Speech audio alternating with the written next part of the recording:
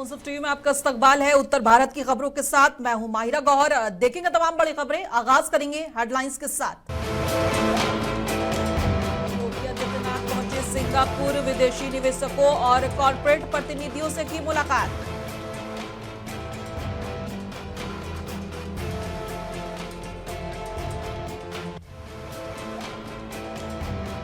CM Dhami ने केंद्रीय जल शक्ति मंत्री से की मुलाकात। हरिद्वार कुंभ 2027 की तैयारियों और नमामि गंगे परियोजनाओं पर की विस्तृत चर्चा।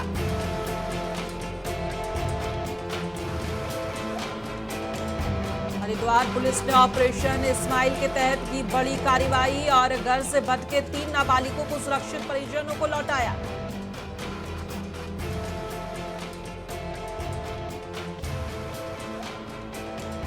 मुरादाबाद नवीन मंडी समिति में खाद्य सुरक्षा विभाग ने की छापेमारी। खजूर की पैकेजिंग पे पाई गई अनियमितता।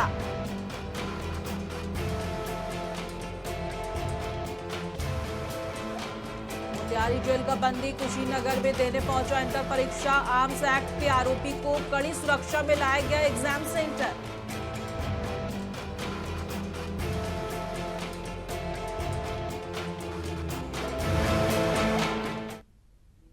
और आगाज करेंगे उत्तर भारत की अहम और बड़ी खबरों के साथ। बता दें कि उत्तर प्रदेश और वैश्विक निवेश मानचित्र पर और सशक्त बनाने के उद्देश्य से मुख्यमंत्री योगी आदित्यनाथ ने अपने सिंगापुर दौरे के पहले दिन कई विदेशी निवेशकों और कॉरपोरेट प्रतिनिधियों से महत्वपूर्ण बैठक की। और इन बैठकों में राज्य में निवेश की संभावनाएं और औद्योगिक सहयोग और दीर्घकालिक साझेदारी की विविध आयामों पर विस्तृत चर्चा हुई है। पहले दिन मुख्यमंत्री ने सबसे पहले सिंगापुर की अग्रणी निवेश कंपनी टेमासेक और हॉलिसिंग्स के चेयरमैन टीओ ची हिन और उनकी टीम से मुलाकात की। बैठक में टेमासेक के वैश्विक निवेश और पोर्टफोलियो और उत्तर प्रदेश के निवेश पर चर्चा हुई। मुलाकात के दौरान मुख्यमंत्री ने टेमासेक को उत्तर प्रदेश के अवसंरचना और लॉजिस्टिक, स्वास्थ्य और वेयर हाउसिंग और फिटनेक आधारित शहरी विकास व अन्य संबद्ध क्षेत्रों में निवेश के लिए आमंत्रित किया।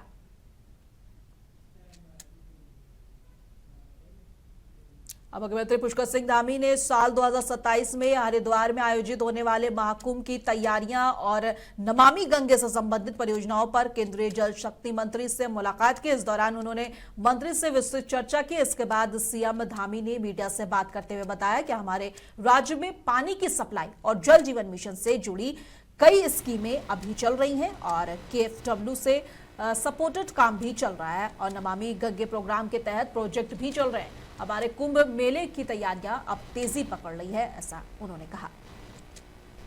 देखिए, हमारे राज्य में बहुत सारी जल जीवन मिशन से संबंधित बहुत सारी योजनाएं चल रही हैं और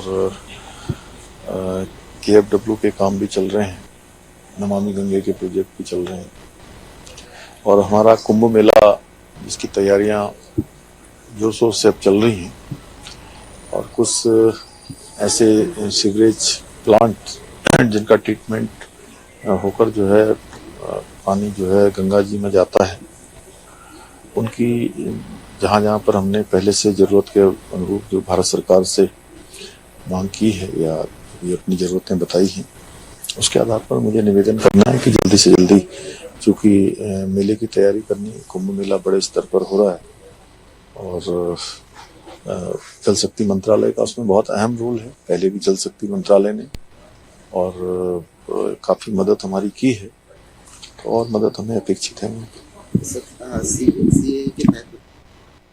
हरिद्वार रेलवे स्टेशन पर ऑपरेशन इस्माइल के तहत 3 नाबालिग बच्चे जो कि लावारिस हालात में पाए गए। पुलिस ने तुरंत उन्हें रोका और प्यार से समझाकर बात की।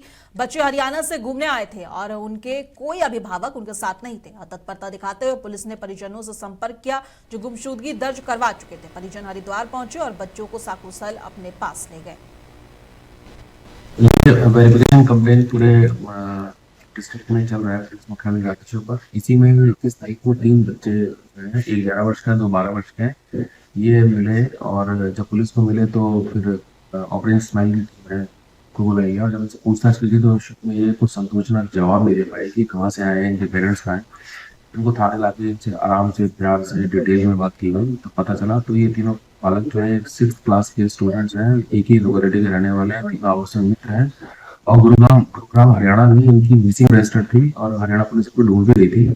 तो फिर उनके परिजनों से वहाँ से संपर्क किया गया और उनके पेरेंट्स अब आ गए हैं। और अमरोहा में सदर विधायक महबूब अली द्वारा विधानसभा में गांधी मूर्ति से अतरासी रोड तक सड़क चौड़ीकरण का प्रस्ताव पेश करने पर व्यापारियों ने कड़ा विरोध जताया है। सोमवार को कलेक्टेरिएट में व्यापारियों ने जिलाधिकारी को ज्ञापन सौंपते हुए प्रस्ताव को निरस्त करने की मांग की। उनका आरोप है कि पूर्व में कुछ भूमाफियों ने इसी तरह की योजनाओं से छोटे और मंझले व्यापारियों की दुकानों को नुकसान पहुंचाने की कोशिश की थी। बता दें कि व्यापारियों ने कहा है कि रिंग रोड निर्माण के चलते मुख्य मार्ग का चौड़ीकरण अब आवश्यक नहीं है और विधायक का प्रस्ताव अनुचित है। ये सभी अमरोहा के व्यापारी हैं जो अपना व्यापार करते हैं, अपने परिवार का पालन करते हैं, अपने बच्चों की पढ़ाई लिखाई करते हैं और इनके साथ साथ इनके यहाँ मजदूर काम करते हैं जो अपने परिवार चलाते हैं, उनके बच्चे पढ़ते हैं।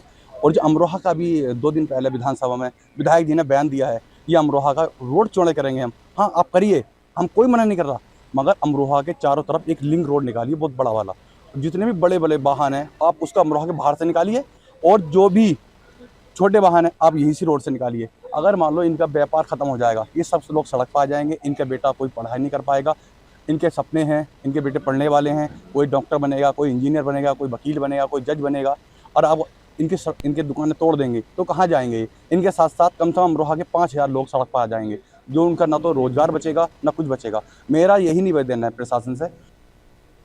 मुरादाबाद नवीन मंडी समिति में खाद्य सुरक्षा विभाग ने रमजान के दौरान खजूर की बिक्री में अनियमितताओं के चलते बड़ी छापेमारी की है।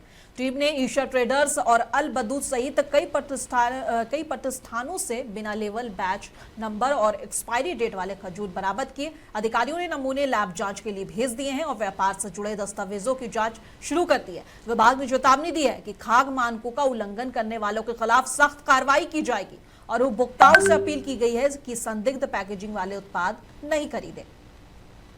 यहाँ पे आज सुबह से हम लोग खजूर फार्म में ही कार्रवाई कर रहे हैं। आप लोगों के द्वारा एक वायरल वीडियो आया था और किसी ने मुझे फ़ोन से करके भी बताया, तो उसी संदर्भ में हम लोगों ने मंडी में छापेमारी की है। इसके पहले हम लोग उसमें क्या उसका नाम ईसा ट्रेडर्स में गए थे, वहाँ पे हम लोगों ने सीजर किया और 2 नमूने लिए और सीजर की कार्रवाई किया। उसके बाद हम लोग यहाँ पे अलवदूद के यहाँ आए हैं। अलवदूद में हम लोगों ने 2 खजूर के नमूने संकलित किए और सीजर की कार्रवाई अभी चल रही है। तक क्या फाइंडिंग्स है आगे? फाइंडिंग्स ये है कि मिसब्रांडेड है, मतलब क्लियर उसमें जो डिस्क्रिप्शन होना चाहिए लेबलिंग एक्ट में डिफेक्ट है। यहाँ रीपैकिंग करी जा रही थी, वहाँ पे पहुंचे हैं। हमने रीपैकिंग करते हुए ना इनको देखा ना उनको देखा। सिद्धार्थनगर के डुबरियागंज तहसील में जिला संयोजक सचिदानंद पांडे के कार्यालय पर गंगा समग्र के बैनर तले गोष्ठी आयोजित की गई। मुख्य अतिथि राप्ती भाग के भाग संयोजक शिवजी शुक्ल ने नदियों को प्रदूषण मुक्त रखने पर जोर दिया और सचिदानंद पांडे ने बताया कि क्षेत्र की आमी नदी के जीर्णोद्धार के लिए अगले महीने पैदल यात्रा का कार्यक्रम होगा, जिसमें नदी किनारे बसे सभी ग्रामों से निर्मलता बनाए रखने के लिए सहयोग मांगा जाएगा। गंगा समग्र जो हमारी छोटी बड़ी जो भी ऐसी नदियां हैं और छोटे छोटे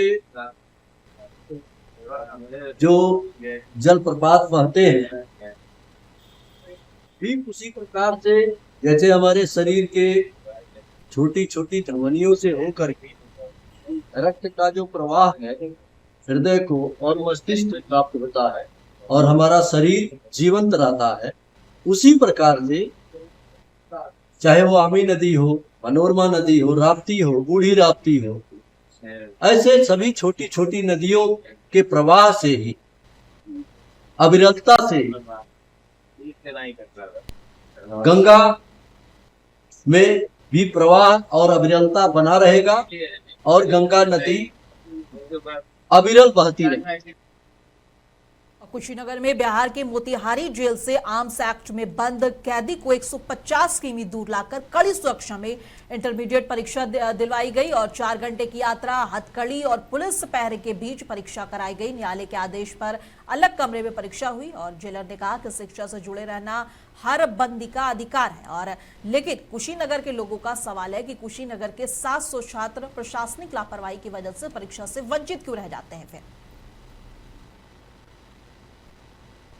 बिहार पुलिस अपने मुलजिम वाली गाड़ी से जब कलावती इंटरमीडिएट कॉलेज में जैसे ही एंट्री की वैसे हड़कंप मच गया। वहीं जैसे ही फाटक खुला तो मालूम चला कि पुलिस फोर्स के साथ एक मुलजिम परीक्षा देने के लिए वहां पहुंचा हुआ है। वहीं जब मोतिहारी जिला से जानकारी किया गया जेलर से तो मालूम चला कि ये 2 मुकदमे में अभियुक्त है, तो वहीं उसको लेकर के आया गया है। वहीं एक आज कुशीनगर जनपद में एक चर्चा का विषय बना हुआ है कि 700 छात्रों को परीक्षा से वंचित कर दिया गया है।